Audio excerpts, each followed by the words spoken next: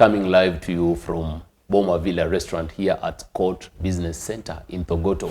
It's another good opportunity that we're linking up with Musa Akungu. As you know, he has been with us on the bench. Each and every time we call upon him, he is always there to keep us educated about various affairs concerning our political arena, keeping in mind that the politics in this republic are always hot. Join us this evening as we discuss the way forward after Raila failed, the way forward after Museveni returned Besigye to the prison, and the way forward after Kenya hosting the RSF from Sudan. Keep subscribing. I'm Vincent Okinda. Welcome, Musa. Thank you so much. I'm so glad to be here once again. Yes. Let us talk about the matters affecting our region. Yes. Matters affecting our country. Yes. I'm so excited for having this conversation today. Yes. You seem to be a prophet at a younger age. Yes. What's so different with you? Because we were new on the bench in the previous episodes, and then you were 101% that Raila Amolo Odinga will not make it to the to winning the AUC chairperson. Are you a prophet? Yeah, you see, whatever is happening, local politics and the regional politics, yes. You have to consider what are the factors that can make you be elected or be rejected by the voters. You see, these presidents who are voting for the AU chairmanship, they know what is happening in Kenya. Like, for example, when I knew Raila's lost the AU seat is when foreign, let me say someone like Besigye was abducted in Nairobi, the capital city of Kenya, where he had come to seek some solemn, where, you know, it is not easy for a country someone to be abducted in a foreign country. So this guy, and he's a public figure they did opposition back in his country, he's abducted in your country, you don't talk about it, you're just quiet. So your neighbors are watching. So that's one of the reasons why Raila lost this seat, and it was very evident he was going to lose it. Does the interference of, or maybe Ruto taking part in supporting Baba, did it make him lose some of the regional vote because he did not garner well in West Africa? Only Nigeria stood with Baba. Yeah, you see, these countries in the West, they are countries that are looking for that independence to rule, to govern themselves without the foreign aid. So when you see people like Ruto calling president of France to tell them about what's happening in West Africa, DRC, and the countries like the Western Bloc, they cannot vote for you. These are people who want to stand for themselves. When you are inviting a foreigner to speak for them, that can't happen. And that's why these people could never vote for Raila. Yes, so the Western countries, the countries that ECOWAS, or let me say the third countries, these are countries that are well prepared. They know what they want. They are not after, like Kenyans, you know, we like this thing of saying we are the genius of politics. So they were not after that. Yes. Why are Kenya so happy that Raila Amolo Odinga did not make it, did not clinch the AUC chairperson? Raila Amolo Odinga, he benefited from the blood of those who were suffering. You get my point? He benefited from the blood of those people who were out there on the street. The Gen Z last year. The Gen Zs, yeah, who are fighting for good governance, who are fighting for good healthcare system, who are fighting for systems that work for everyone, for education sector. Now Raila Odinga comes, people have shed blood, people have died, people have been abducted, people are missing. Raila Odinga comes and joins the government to cool down the tempo of the Gen Z. So that's why when you see Raila fail, ilikuwa sherehe kubwa sana. Yes, we really partied that day. Personally, I was very happy. And the same thing is going to happen in 2027. Whether Raila supports Ruto, whether Ruto supports Raila, both of them, Sugoi and Bondo. Is it a prophecy? Yes, we'll be back to it. It's only here at M04 TV that we'll be back to check our diaries about that. And now moving on, which is the way forward now? Raila has not made it to be the AUC chairperson. Yes. And right now there's a lot of struggles. We've seen Gachagua, we've seen Eugene Wamalwa, Martha Karua trying to realign themselves. Yesterday, we saw them in one meeting. Gachagua has been meeting with Martha Karua and are trying to resolve their issues so that they can unite as CTC. And then right now we're seeing the DAP party leader, that is Eugene Wamalwa, joining forces with them. Are we promised of having a very formidable opposition that will come if at all Raila is coming home and is not going to join them? are they going to do away with Raila? You see, the first thing that is going to happen for these few years before we get to elections, there are going to be some changes in the House. The House of Representatives, both the Senate and both the National Assembly. The minority whips and the majority whips and the leaders there, it is going to change. Now, this is going to, they are trying to counter the effect of these people, the opposition realigning. You see, Raila is not in government, but is a de facto member of the government. He has some people from his party in the government. So he's a de facto member in the government. So we can't not call him an opposition. Right now, the people who are representing the opposition are Kina Kalonzo, Martha Karua, not Gachagua. Gachagua was impeached. He's just joining forces with those who find in opposition, but they are not a strong opposition. As I told you earlier, the strongest opposition that is existing right now is the Gen Z opposition, the common person opposition. Yeah. Do we say like Raila enjoys losing? Because when he loses, Kenyans sympathize with him. Right now, we know he's on vacation. Exactly. Does he like, is he a lucky man that Kenyan try to sympathize with unknowingly? Because when he loses, he goes into that quiet session, retreats, recollects himself, and then he normally comes back. Right now, Junaid Mohammed has been saying, he said yesterday that Raila will address the nation once he's back from that retreat. Yes. Is he a lucky winner that Kenyans sympathize with? No, we are not sympathizing with that guy. The sympathy ended in 2017. That's the last time we sympathized with Raila losing a seat. But afterwards, we have been very happy group of people. So Raila, whether he comes from Addis Ababa, where he's still enjoying his vacation for losing, we are waiting for him to come and enjoy him landing when he has lost already. So the matter of saying Raila is going to come back, but by the way, before I continue, yesterday, he was allocated around 20 million for the, I don't know, office of former prime minister, something like that. This budget that was allocated to this guy. So you see, these are things that this uncouth government is trying to do to please a man who should be retiring. You allocate money when the healthcare system is not working. Because this guy lost an AU seat, you don't want him to come back home to destabilize your government, to criticize your government. So you give him some token to come back and keep quiet. Yeah, and that's why I'm saying, whether Raila Odinga comes back, whatever he says, whatever he's going to address is not going to have any impact on us. Yeah, we have moved on. Then the NADCO report, Kalonzo Musyoka has been speaking about it. They want it to maybe reread again. Senator Cherargei has also been saying, like, we want to go back to the NADCO report and then establish an a seat where we're going to have a prime minister. Yes. Right now, the prime cabinet secretary is Musalia Mudavadi. The minister for foreign affairs is Musalia Mudavadi. Is one chair, probably the prime cabinet secretary, going to be allocated to Raila by the government of Kenya Kwanza? Personally, they will do that because they don't want to be criticized so much with people who can speak their voices. But that is a waste of public resources. Why do we require those so many offices when a country can run with even 12 offices, as long as people who are in those offices are very competent? Yeah, so creating for Raila a seat in the prime cabinet secretary thing, these are things that this political class, they want a share for themselves in the government. There's nothing to talk about benefiting the common mwananchi. As I told you, the NADCO report, whether it is a report, whether it's for good or for the bad, what I stand for in the NADCO report, want to create more seats for the people who the government doesn't want to disturb them, so that they can bring them together. These people are like a family, so they want to eat together. Yes, that's why you hear Cherargei and even this Kalonzo Musyoka was talking about NADCO. They want to talk one language. They speak one language, so they understand themselves. Yes. Let us have a flash on Mount Kenya. Mount Kenya, we believe the Jubilee has its origin in Mount Kenya. Gachagua is really rallying behind the political class to make sure that they are having a one bloc that will oppose the current government. Can Mount Kenya come up with another party that will speak for the people of Mount Kenya, or there's nothing that can go outdo the Jubilee party? Right now, you see this Mount Kenya thing, which Gachagua is now trying to do like a smart guy. There's nothing smart about this.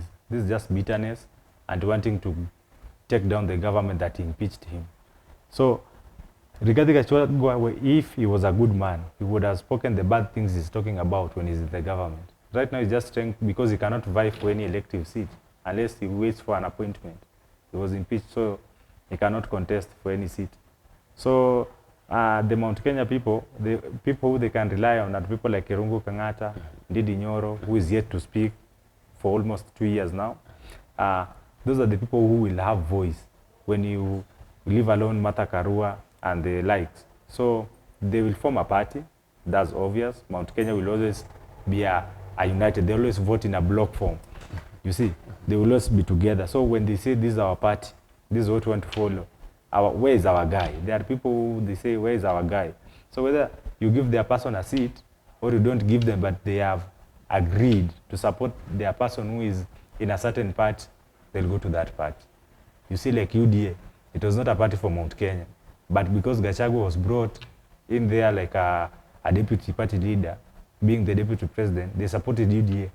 But now if they form a political party, and let me say people like Jubilee for Uhuru Muigai Kenyatta doesn't support that party which they have formed, the people of Mount Kenya won't listen to them. Even this Gachagua you're hearing, the people will not support that party. They will split back to their kingpin, who is Uhuru Kenyatta, de facto. You see?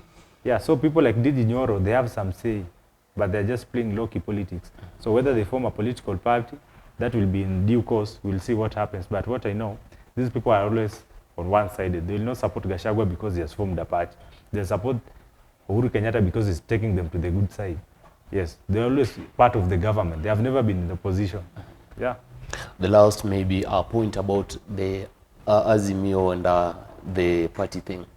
I've seen the current party leader of DAP, that is Eugene Wamalwa. I'm sure he has George Natembeya as the governor and Peter Salasya as the MP in that party, and maybe other number of MCAs. So is he considered a serious person? It's a question I'm asking again because the previous episode I asked you. Is Eugene Wamalwa considered as a serious negotiator when it comes to this negotiation table, or is just maybe trying to be used as a bridge to flash on the Western people? You see, Eugene Wamalwa is someone who speaks the language of the people where he comes from. People won't listen to him. That's why he uses people who are influential. People like Natembeya. People can hear Natembeya. People can hear this guy, Salasya, is a Gen Z, is a youth man. People listen to Salasya. So he's trying to push these young men to speak the voice that he wants to be heard outside there, so that he can be heard like a strong man. But the last time Eugene Wamalwa stood for an elective post was Saboti constituency, which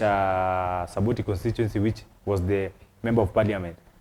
From there, Eugene Wamalwa has never stood for an elective position unless he's appointed to come like a deputy party leader, something like that. So I don't see if DAPK has that huge potential of going out of Azimio and succeeding, not unless they join another coalition. Yes, because Eugene Wamalwa, I don't feel his political punch in the political arena. Yeah. Speaking about the previous day, all the media, including the international media, our neighbors, talk of Uganda, Kenya, Uganda, Tanzania, have all been seeing the issue of abduction continue in the Republic of Kenya. And right now, even if maybe those people who are abducted, some of them have been released, and they've come, they've told their story. But now the one man, Kizza Besigye, the opposition leader in Uganda, he was abducted in Kenya and then transported through the border. And then right now, since mid-November, he has been in jail. He has been in Rumande. Yes, yes. Is Kenya safe? No, since Ruto came to power, Kenya has never been safe. Yes, why do we lost our youths and then find them dead and dumped in rivers? We found them in city mortuary. We found them in those industrial area. They are dead. Their body packed in bags. Now, story of Besigye. Besigye being abducted in Nairobi and taken to a military prison in Uganda. That is one of the reasons why Raila had to lose this seat. Because if you can imagine someone leading Africa and back in his countries, things like this are happening, then we are not heading to the right place. Even these leaders of other countries, they see these things. So, Besigye, they are accusing him of treason, I don't know, insecurity, causing insecurity in the country, causing, destabilizing the government. But these are just accusations. You see, if these people were serious, they were to take him to court and find him charged in a court of law. But these people are holding him, a sick man, an old man, in a military prison. Do you know what a military prison is? You visit any prison here in Kenya, not even Committee Maximum, or even a cell block in a police station, and now imagine of a military prison. In Uganda, not in Uganda. Kenya. You see, a military prison is places where people like Saddam Hussein were being held with the USA Army. You see? So holding a man like that, no, that's not cool. And for the fact that he was abducted in Nairobi, no, Ruto must have to go. Yes. The talking in Africa is always that there must be blood for us to gain independence. We believe like we have to see blood for us to gain independence. Do you feel like the kind of operation Seven is trying to showcase with Kizza Besigye, is it rightful way? First, because he was in court the other day, he was appearing so worn out because he has been starving. Yes, he has not been taking food. And then he's not having energy even to maybe to walk. He appeared in the court the other day because of his health issues. The judge decided that he be taken back to the prison, not to the hospital for him to be attended to. Is that the kind of operation Africans are calling for? Now even if it's opposition? You see, I cannot finish this show without pushing that tag which we are now pushing in the hashtag there in Twitter, free Besigye. Dictator Museveni has to free Besigye. We are comrades. People like Bobi Wine, he has been mistreating them.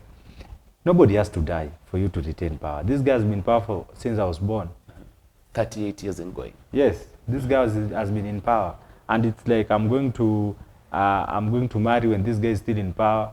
But I don't like using vulgar language. But when you see a man wants to die in power, then something is wrong with this man. This man doesn't want to leave power because he knows the next person who comes will jail him. The next person who will come will ask him his sources of wealth.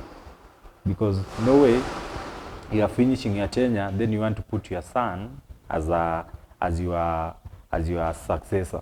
So whatever is happening in Uganda is unconstitutional, uncouth, and unacceptable behavior. Yes. Do you feel like this war is kind of personal because General Kainerubaga, the son to Museveni, the General Kainerubaga says like this man wanted to assassinate my father. This man did this and that. Yes, Earlier on, Besigye was a personal doctor to Museveni back in the days. Yeah. Do you feel like this thing, we are taking it politically, while it is more of personal? You see, this thing, it is more of politics than personal relations because this guy doesn't want to leave power. And he knows that if free and fair elections are held in Uganda, if Besigye or Bobi Wine vie for the seat of presidency, and if the elections are free and fair, Bobi Wine is going to, the General Museveni is going to lose by 6 a.m. He knows that. That's why he doesn't want to give people like this so much freedom. They can influence the masses. So such things are what we are talking about. Yes, they can never allow, it is just political. These guys knows when it comes from power, everything in Uganda is going to back on track. And that's what he doesn't want. He just wants to dictate these guys. And I think this guy just wants to die in power.